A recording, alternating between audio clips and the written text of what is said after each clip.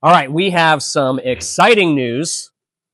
It's exciting to me. Is it exciting to you? Pretty exciting. Okay, cool. You got to say very. Very exciting.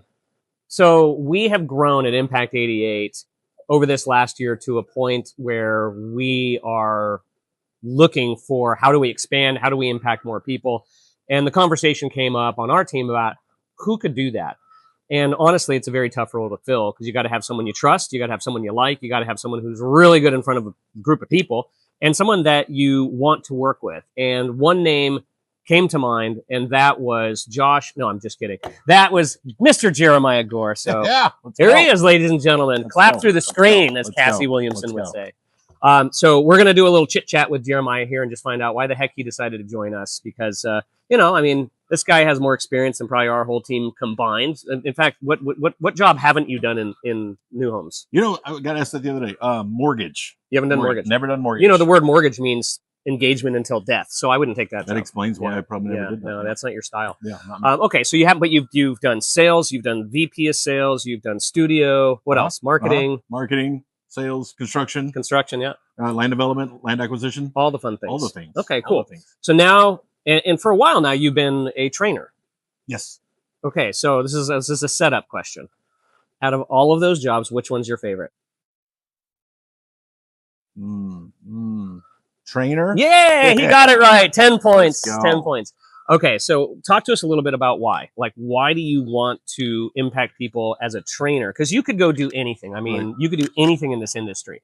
Yeah. So why? What about this? I think the favorite job I had up till then was a division president because you get to be a part of the whole thing.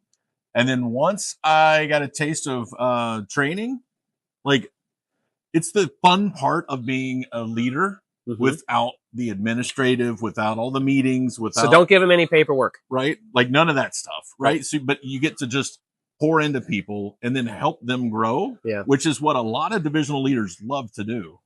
But then they have to do all these other things that are the other 70 hours of their week. I find that they don't actually get to do that thing. That's the hard part. That's the hard part, right? They're probably watching this sitting in a meeting right now, pretending like they're paying attention. Right, exactly.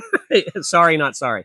All right, so now as a trainer, you could be with any company. You were doing your own thing for a little bit, and you and I started to have a conversation. In your words, can you walk us through, like, why are we here? What happened? Yeah, so doing my own thing, focus primarily with construction and communication and warranty folks, really honing in on the customer experience. Yep. And then watching, which nobody else really does. There's a few, right? But not enough. Yeah. Not enough for if you think how big the industry is, there's not enough people out there really helping these companies get to where they need to be. Fair. And but I'm watching you and your team and seeing what's happening over here at Impact, and it was like I was jealous, right? And then I come play? I was like, yeah, I want to be in the game. And there's one thing I'm just not wired to be alone.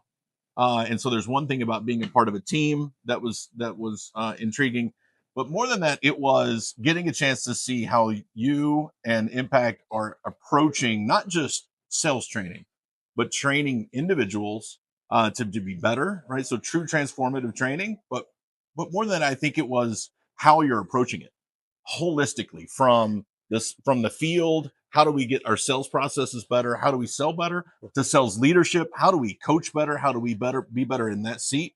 To leadership in general, and then if you're going to be a public speaker, how to do that. So I just started watching this cadence of programs coming out, and it was like, yeah, I'd like to be a part of that. Could we take what we're doing at Crossroads and bring that to Impact, and then allow Crossroads to make that bigger of an impact?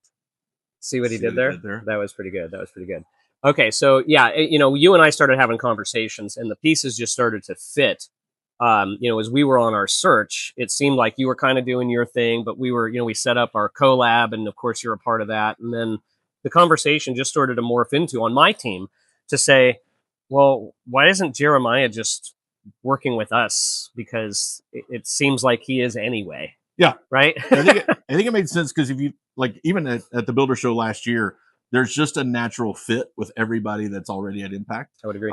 So from a faith foundation to a desire to just genuinely be a part of people's lives, like even if we don't get their business, it's just the friendship that you make or the connection that you make, and and it's a genuine authenticity that exists with everybody already at Impact. Yep. It's not fake. You never go see that individual and go, do they really like me? Or is that just some show that they're just putting on? That guy doesn't even know my name. He doesn't. Yeah. Somebody whispered at the last second, or they don't even like people. Right. So there's that. Yeah, so that's like hot tip. If you're in the training space and you don't like people, you should check out. You should check out. Yeah. Okay, great. So this does make a ton of sense. So let's shift gears and talk about sales training and specifics. Now, you've been looking at the content that we've been developing. You and I have been working on this a lot together, and you've made a lot of interesting observations around the content. And to kind of put you on the spot, what about it jumps out at you that you think might be different for the folks that train with you or with our team in general? Yeah, I think the biggest part for me was there's framework, but it removed all the BS away from everything you've ever been. Like, there's some programs out there, and I thought they were amazing. We all did. Right? And then you look at this and you're like, wait a second. So this is amazing. And it's not full of stuff that people aren't doing. So like, we've trained programs where people are like, I know it. And then you film them and they don't know it. Yeah. Like the mystery shops come back and it's like, well, they scored a 12. Like you have to like punch somebody in the face to get a 12, right? I think so. I think that's on the scorecard. But that's not in the training. So what are they doing? And they're not doing, the problem is, and tell me, I'm kind of interjecting a little bit. The problem is there's so much focus on the process. Yes. And they're in their head. Yeah. So when what's my next step? I don't know what to do. Right? Yeah. What happens? Yeah. And they freeze up. We're not listening. What? We're not listening. I'm just kidding. Yeah, this is exactly the way this goes. And so that when you and I talked and you saw the first sort of core piece of content that we're delivering, the key phrase here is there's not a bunch of have-tos. And I think that's what you were going to. It wasn't like you missed a step. You didn't get it right. And I'm over here like, well, how does a human being conversation actually work? And this is where Jeremiah and I started to really geek out together, was to say, if you look at human being conversations, they don't feel like you're not like, if you and I go out for coffee, which we do, I'm not sitting there going, what's my next line? What do I do next? What's my, right? It's, don't be a weirdo, be a human being, right? It's like the gross chat bots that still companies use. Yeah. Where you just want to talk to an agent. Yeah. And you're typing it all in and it keeps replying with these weird, like out of place responses. Like, for Spanish, press 2. You're like, that's not what I want at all. Correct. Yeah. And I think some of our sales processes, we have salespeople conditioned to sound like that rather than just sound like a normal human being who's just trying to have a conversation.